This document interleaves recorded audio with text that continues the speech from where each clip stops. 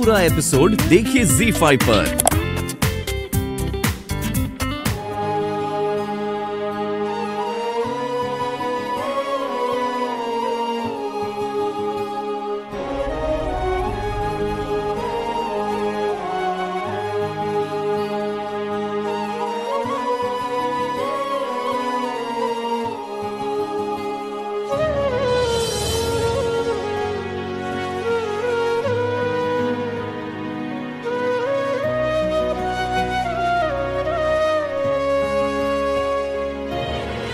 अपने साथ अपने कान्हा को भी ले गई थी, तो हमने सोचा कि अब इस्तकबाल के साथ साथ आपके कान्हा की भी फिर से स्थापना की जाए।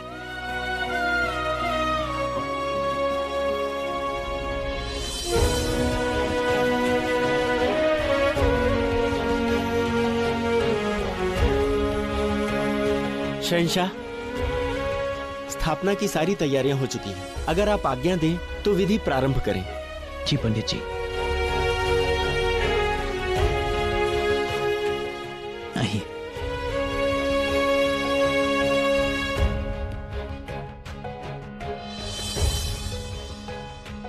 स्थापना के लिए आप दोनों को जोड़े में बैठना होगा। पंडित जी, हम दोनों तो साथ में ही हैं। जोधा बेगम, आप बाईं तरफ आ जाइए और शहंशाह, आप दाहिनी तरफ।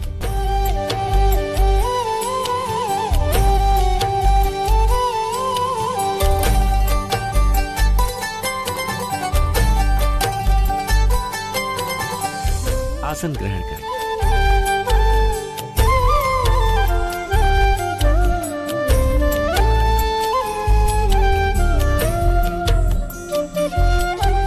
अम्मीजान, शहंशाह और जोधा बेगम को इस तरह देखकर हमें इतनी खुशी हो रही है कि हम बयां भी नहीं कर सकते हैं। हमें भी सलीमा। खुदा की कारसाजी देखो। पहले हिंदुओं ने मुगल बादशाह को कुरान पाक नजर की और मुगल बादशाह अपनी हिंदू बेगम के लिए मूर्ति की स्थापना कर रहे हैं। एक नई और बेहद पाक तहजीब की शुरुआत हो रही है। दो तहजीबों के एक होने की कमाल की मिसाल है ये। ओम मंगलम भगवान विष्णु मंगलम गरुड़ध्वजा मंगलम पुंडरीकाक्षा मंगलाय तनोहरि समुखश्च एकदन्तश्च कपिलो गजकर्णकः लंबोदरश्च विकटो विघ्ननाशो विनायकः गंगे च यमुने चैव गोदावरी सरस्वती नर्मदे सिंधु कावेरी जलेऽस्मिन् सन्धिं कुरु भागीरथी सुखदायिनी मातस्तव जल महिमा निगमे ख्यातः नाहं जाने तव महिमानं पाहि कृपामयि मामज्ञानम् अच्युतं केशवं राम नारायणं कृष्ण दामोदरम वासुदेवम हरिम श्रीधरम माधवम गोपिका वल्लभम जानकी नायकम रामचंद्रम भजे। श्री गणेशाय नमः। वक्रतुंड महाकाय सूर्यकोटि समप्रभा निर्विघ्नं कुरु मे देव सर्वकारेषु सर्वदा यज्ञोपवीतं परमं पवित्रम्।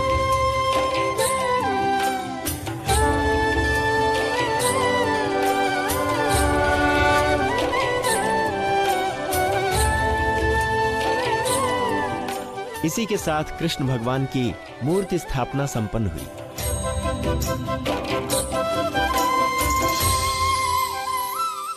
शहंशाह, हमें भी आपसे बहुत सारी बातें करनी है जोधा बेगम। बहुत कुछ कहना है, बहुत कुछ सुनना है, लेकिन इस वक्त आप थकार कर लौटी हैं। हम चाहेंगे कि आप आराम करें, फिर आराम से तरोताजा होने के बाद आपसे बात करेंगे।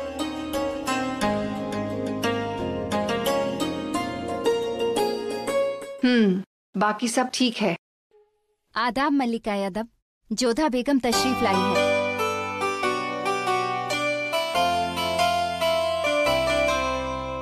प्रणाम अम्मीजान। जोधा, फिर से आपको देखकर अच्छा लगा बेगम साहिबा। धन्यवाद।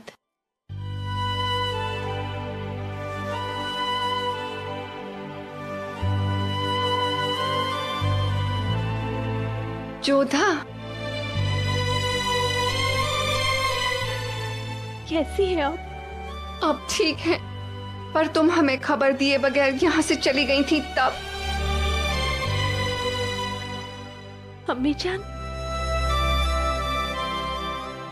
हमें क्षमा कर दीजिए, क्षमा कर दीजिए हमें। जोधा,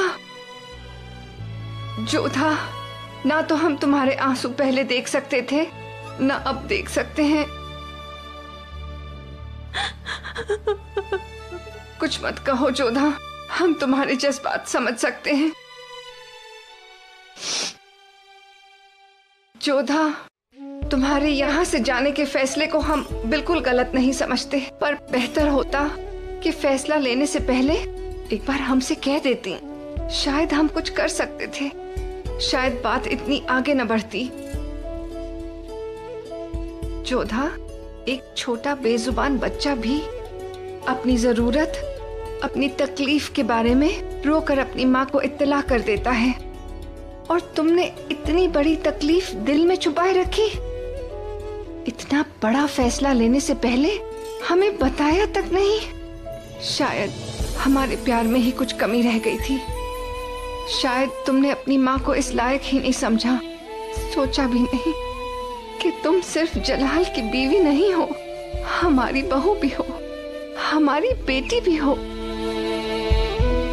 जलाल को सजा मिलना जायज था, पर हमारी क्या गलती थी? सलीमा बेगम का क्या कसूर था? और मासूम रहीम, वो तो ये सोचकर रह गया कि शायद उसकी कहानी सुनने की जिद की वजह से उसकी छोटी अम्मी जान यहाँ से चली गई।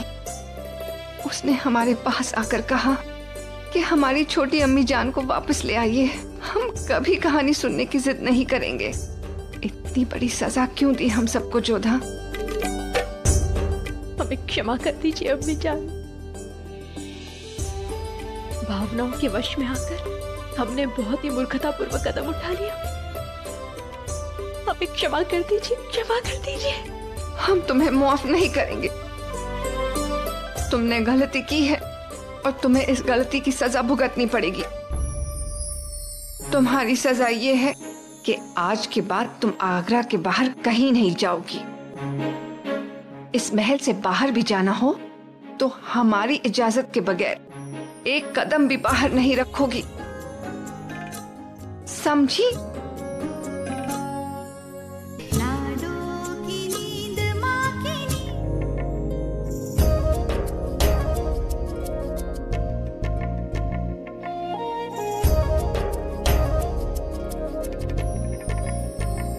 शहंशाह,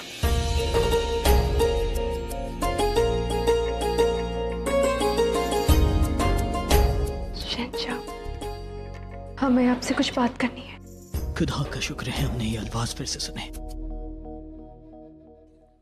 कान तरस गए थे ये सुनने के लिए।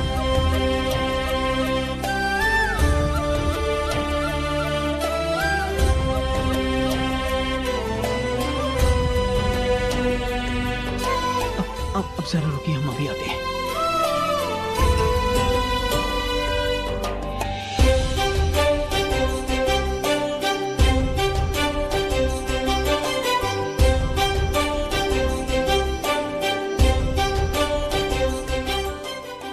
ये क्या है शहंशाह? अगर शहंशाह से गुनाह हुआ हो तो वो भी सजा का हकदार है,